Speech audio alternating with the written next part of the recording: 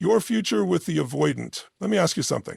Have you ever felt like you were chasing someone who always seems just out of reach? Have you ever given your heart to someone only to feel them pull away the moment things get real? This pattern isn't just a coincidence, it's a cycle. And if you don't break it, it will define your future. But today we're going to shatter that pattern and take back control of your life. Because, listen, your future isn't about who you attract, it's about what you tolerate. The avoidant makes you believe they want you, but only at a safe distance. They create an illusion of connection, offering glimpses of intimacy before retreating just enough to leave you questioning where you stand. This push-pull dynamic isn't accidental. It's a survival mechanism deeply ingrained in their psyche. The moment things start feeling too close, their instinct is to withdraw, creating a cycle that leaves you feeling constantly off balance. One moment you feel special, chosen, desired. The next you're left wondering what you did wrong, why they've suddenly gone cold, or if you imagine the closeness that seemed so real just days ago. The avoidant thrives in ambiguity. They won't completely disappear, but they won't fully show up either.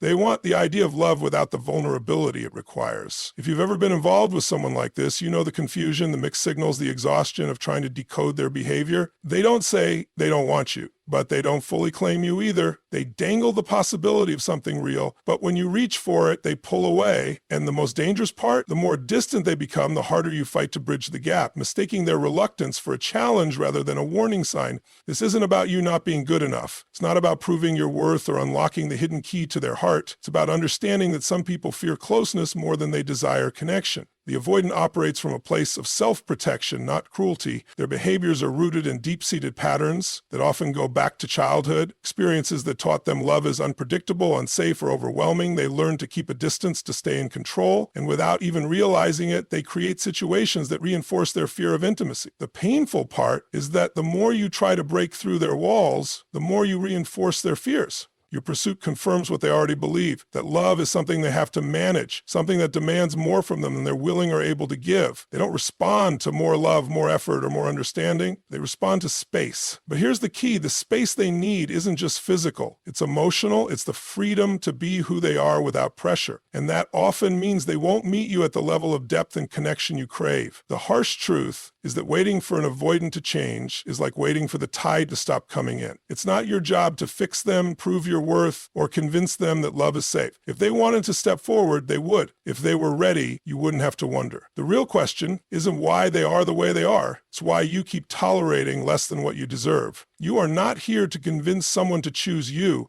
Love is not about chasing, proving, or earning your place in someone's life. The moment you find yourself running after someone who keeps pulling away, you are no longer in a relationship. You are in a pursuit. And pursuit is not love. It's survival mode. It's a nervous system response to the inconsistency you've been conditioned to accept. When someone keeps you guessing, when they show up just enough to keep you invested, but never enough to make you feel secure, that is not a connection. It's a power imbalance. True connection doesn't require a game of chase. When two people are aligned, when they both want the same thing, there is no need for confusion. There are no mixed signals. There is no constant wondering where you stand. When someone genuinely values you, they make it clear. They don't need to be convinced. They don't need you to prove your worth. They choose you because it feels right, because the connection flows, because they want to build something real. But when you find yourself chasing, analyzing every message, trying to interpret silence, or overcompensating to keep them interested, you have already lost yourself in something that isn't real. The reason so many people stay stuck in these cycles is because they mistake unpredictability for passion. The highs and lows of being with someone emotionally unavailable create an addictive pattern. When they pull away, you panic. When they come back, you feel relieved. That relief feels like love, but it's just the end of anxiety. And that cycle keeps you hooked, because the more you invest in trying to close the gap, the more your mind convinces you that this connection is special. But love should not feel like a constant battle between closeness and distance. It should not leave you feeling exhausted, insecure, or questioning your worth. If someone needs space, let them have it. If someone is unsure, let them figure it out without you waiting on the sidelines. If someone is not fully choosing you, step back and choose yourself. Because the right person, the person who is emotionally available and ready, will not require endless effort. They will not make you feel like you are constantly reaching for something just out of grasp. They will meet you where you are, without hesitation, without excuses, without fear. The real work is not in getting them to stay. It's in asking yourself why you are so willing to fight fight for someone who isn't fighting for you. If you grew up believing love is something you must earn, then chasing will feel natural, but it's time to unlearn that. It's time to stop seeing love as something that must be proven and start seeing it as something that should flow effortlessly between two people who want the same thing. The moment you stop chasing is the moment you open the door to the love you truly deserve. One of the biggest lies your mind tells you is, this is the best I can get. That belief keeps you trapped in situations that don't serve you, in relationships that drain you, and in cycles that repeat themselves over and over again.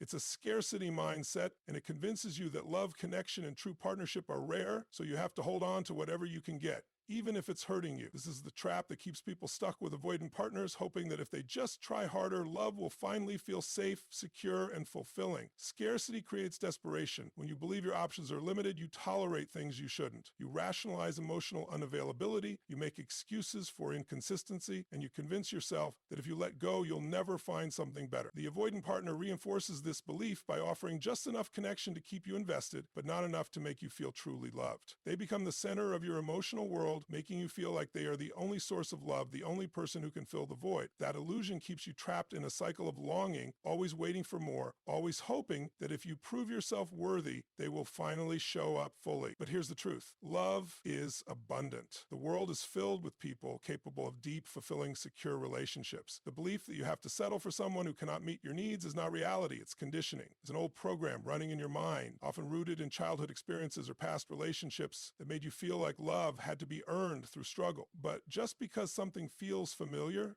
doesn't mean it's right. And just because you've been conditioned to expect less doesn't mean that's all that's available to you. Scarcity keeps you small. It keeps you focused on what you might lose instead of what you could gain. It keeps you in relationships where you are constantly seeking validation, where your emotional needs go unmet, where you feel anxious instead of secure. It keeps you believing that if you walk away, you'll be left with nothing, when in reality, walking away is the only way to make space for something better. You are not stuck. You are choosing to stay stuck. The moment you shift from a mindset of scarcity to one of abundance, everything changes. You stop clinging to what isn't working.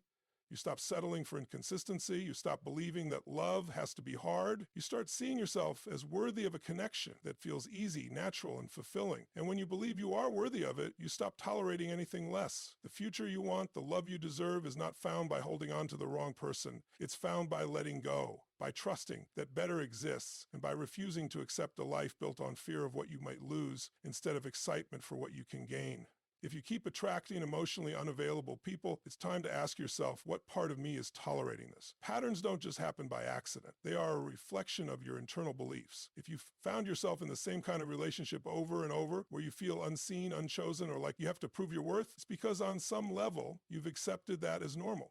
But normal doesn't mean right. It doesn't mean healthy. It just means familiar. And what's familiar is often shaped by the core beliefs you carry about love, connection, and your own value. Your beliefs dictate your choices. If deep down you believe love is something you have to fight for, you will be drawn to relationships that make you struggle. If you believe you have to be perfect to be loved, you'll chase validation from people who are incapable of giving it freely. If you believe you are not enough, you will accept breadcrumbs, mistaking them for a feast. None of this happens consciously. It's a program running in the background, shaping the way you interpret every interaction, the way you excuse bad behavior, the way you cling to hope when someone repeatedly shows you they cannot meet your needs. The good news is that you can rewrite the script. Your core beliefs are not fixed. They are learned. And anything learned can be unlearned. But first, you have to identify what's driving you. Ask yourself, what do I believe about love? What do I believe about my worth? What do I believe I have to do to be chosen? Be brutally honest, because this is where transformation starts. You cannot change what you are unwilling to see. When you begin to challenge your old beliefs, you create space for something new. You realize that love is not about proving yourself. It's not about being good enough to make someone stay. It's not about tolerating inconsistency just to avoid being alone. Love is about alignment. It's about two people meeting each other where they are. You did. You are no longer aligned with that energy. Instead, you start noticing and attracting people who reflect the love, security, and stability that you now embody. The work isn't about forcing the outside world to change. It's about shifting what's happening inside of you. When you operate from a place of self-worth and clarity, the energy you put out naturally repels anything that doesn't align with it.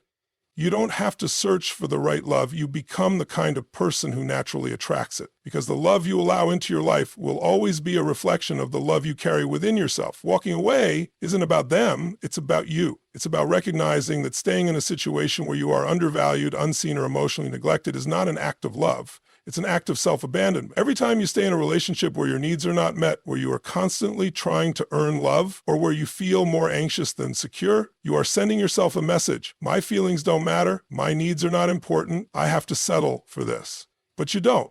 And the moment you realize that, everything changes. Walking away is not about anger, revenge, or proving a point. It is not about making the other person realize what they've lost. It is about reclaiming your power. Because the truth is, waiting for someone to change, hoping that one day they will wake up and love you the way you need, only keeps you stuck. The longer you stay, the more you reinforce the idea that your happiness depends on someone else's willingness to show up for you. But love does not work that way. The love that is meant for you will not require endless patience, suffering, or proving your worth. The reason so many people struggle to walk away is because they focus on what they are losing instead of what they are gaining. They think about the good moments, the potential, the memories. They convince themselves that if they leave, they will never find something better. But staying in a situation that drains you is not better. Staying in a relationship where you feel like you are begging for love is not better. Holding on to someone who consistently shows you they cannot give you what you need is not better. The real loss is not the relationship, it's the time, energy, and self-worth that you sacrifice by staying. Walking away is not weakness, it is strength. It takes courage to choose yourself. It takes self-respect to acknowledge that love should not leave you feeling empty, confused, or unseen. And the moment you walk away from the wrong love, you create space for the right one. Because love is not about finding someone and holding on no matter what. Love is about alignment. It is about two people who mutually choose each other. Without fear, without hesitation, without games. The hardest part of walking away is the discomfort that follows. The silence, the temptation to reach out, the fear of being alone, but that discomfort is temporary. What's permanent is the self-worth you build when you finally say, I deserve better. And when you make that choice, when you refuse to settle, you shift everything. You stop being available for relationships that drain you. You stop giving your energy to people who cannot meet you where you are.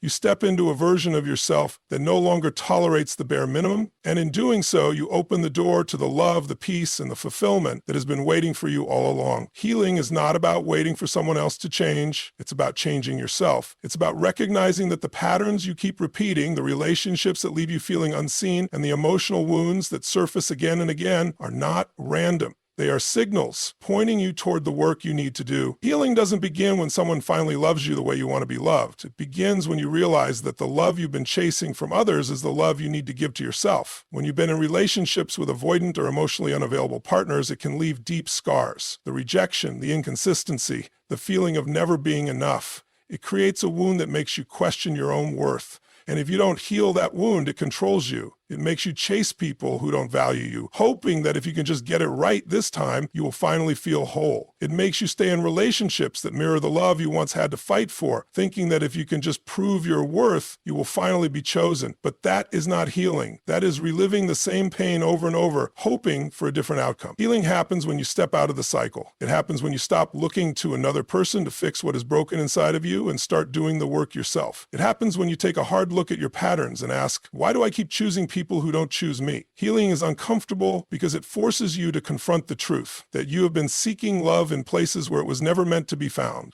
And once you accept that, you can begin to shift. Healing means learning to sit with yourself instead of running to the next distraction. It means creating a life that feels full and meaningful on its own instead of waiting for a relationship to make you happy. It means recognizing that your worth was never tied to someone else's ability to love you. It has always been within you. When you heal, you stop tolerating relationships that drain you. You stop mistaking anxiety for passion. You stop believing that love is something you have to earn. You become the kind of person who no longer attracts avoidant partners, not because they don't exist, but because you no longer resonate with them. True healing is not about closing your heart. It's about opening it in the right direction. It's about loving yourself so deeply that you no longer settle for less than you deserve. It's about understanding that the version of you who once accepted breadcrumbs was just doing their best with the knowledge they had. But now you know better. Now you choose differently. And in that choice, in that moment of self-respect, you reclaim your power. Healing is not waiting. It is action. It is the decision every day to choose yourself, You deserve this kind of love. You stop accepting anything less. This shift doesn't happen overnight. It requires awareness. It requires a commitment to yourself. It requires you to break old habits, to sit with discomfort, to walk away from dynamics that once felt like home. But when you do this work, everything changes. You no longer waste energy on people who cannot meet you where you are. You stop seeing rejection as a reflection of your worth and start seeing it as redirection towards something better. You no longer tolerate the bare minimum because you know you are worth so much more. Your beliefs shape your reality. Change your beliefs and you change your life. What you settle for today determines your future. Every time you accept less than you deserve, you are reinforcing a message to yourself and to the world about what you are willing to tolerate. It's easy to believe that relationships are about luck, timing, or finding the right person, but the truth is they are about standards. The standards you set dictate the kind of love you experience. If your standards are low, if you make excuses for inconsistency, if you allow someone to come and go as they please, you are not just inviting disappointment, you are creating it. Standards are not about being demanding or unrealistic, they are about clarity. They are about knowing what you need to feel safe, loved, and valued, and refusing to accept anything that falls short of that. The problem is that many people lower their standards out of fear. Fear of being alone, fear of missing out, fear of not being chosen. But when you compromise your standards, you are not protecting yourself from pain, you are guaranteeing it, because settling never leads to fulfillment. It only leads to a life where you are constantly justifying why you aren't happy. It's time to take a hard look at what you've been accepting. Have you allowed someone to treat you like an option? Have you made excuses for someone's emotional distance? Have you stayed in a situation where your needs aren't being met, telling yourself that nobody's perfect or it's not that bad? These little compromises add up. They chip away at your self-worth. They condition you to believe that you have to work for love, that you have to tolerate inconsistency, that you don't get to ask for more. But you do get to ask for more. In fact, you must. Raising your standards doesn't mean shutting people out. It means honoring yourself. It means no longer over-explaining your needs to someone who refuses to meet them. It means no longer settling for almost enough. It means believing, truly believing, that you deserve the kind of love that feels safe, secure, and effortless. And when you do that, when you stop settling, when you walk away from situations that don't align with your worth, something incredible happens. You start attracting people who respect you, who value you, who meet you at your level. The shift isn't external, it's internal. It's not about waiting for someone else to change. It's about you deciding that you will no longer participate in relationships that drain you. The moment you set higher standards and enforce them, your entire world changes. People will either rise to meet you or they will fall away. Either way, you win. Because the only relationships worth having are the ones where you don't have to beg for the bare minimum. Love should not be built on struggle. It should be built on mutual effort, respect, and a deep understanding that you are worth everything you desire. Your energy attracts what you believe you deserve. Every thought, every emotion, and every expectation you carry shapes the reality you experience. If you constantly expect love to be difficult, if you believe deep down that relationships require struggle, or if you think that people always leave, your energy will reflect those beliefs.